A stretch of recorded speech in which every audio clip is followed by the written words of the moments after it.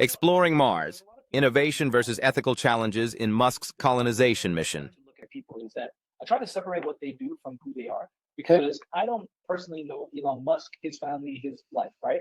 All I can judge is what I see and the outputs, right? And he is a very efficient entrepreneur and engineer. He uses first principles, which I think allows him to be able to go into all these new markets and like very much dominate, right? And from that aspect, I have much respect for his ability to innovate.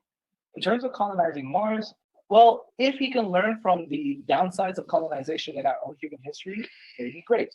But colonization is something that has many different cultures have attempted colonization or have successfully colonized, right? I think if you look in a lot of the indigenous circles, there is an increasing movement for decolonization, right?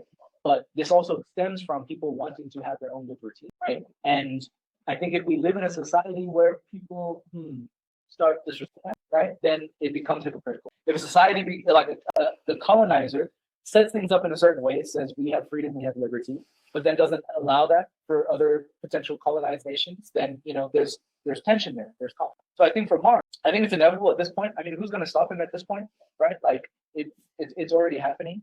And yeah, just like how the United States or the Americas was colonized, when they discover, I think what might happen is we might discover other life forms on Mars too, right? Because essentially, like we're only going to one spot on Mars, right? And then from there, they're going to have to explore the entire planet. There may be other beings that are there. Maybe they're also in a fucking different dimensional plane. We don't know yet. We might not even have the technology to see that.